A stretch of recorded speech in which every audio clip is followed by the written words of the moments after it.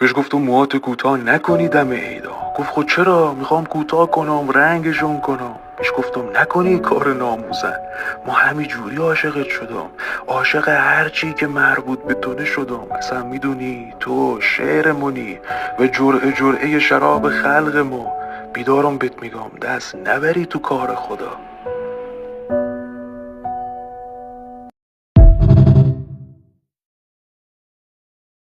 خدا جان، من نه پشتم به کسی گرمه،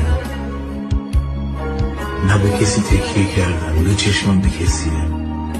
خواستم بهت بگم که من دلم با توه، بساز برام بسازندش توی.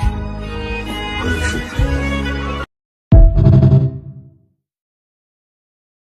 اینجاش سخت میشه که دوست نداری به کسی بگی که من دارم له میشم، من حتی جون ندارم از تخت بیام بیرون، ولی باید نشون بدی که نه من خیلی قویم. اینجاش سخته. قوی بودن میکشه ما رو.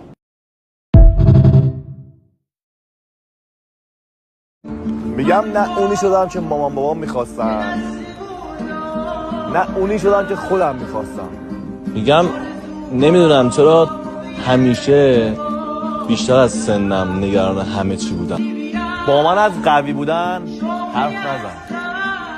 من این چیزایی که با خنده برات تعریف میکنم و واسه ثانیه به ثانیهش اشک می‌ریزم. آقا کی گفته گرونیه؟ همه چی ارزونه. زندگیمون، جوونیمون، آرزوهامون، همه رو مفت به باد دادیم.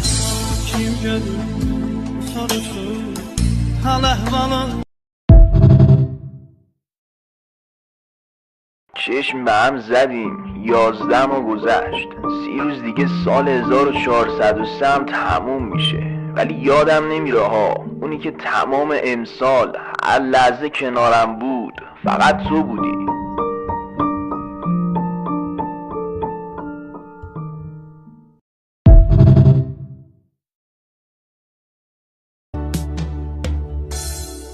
یکی داره تو خود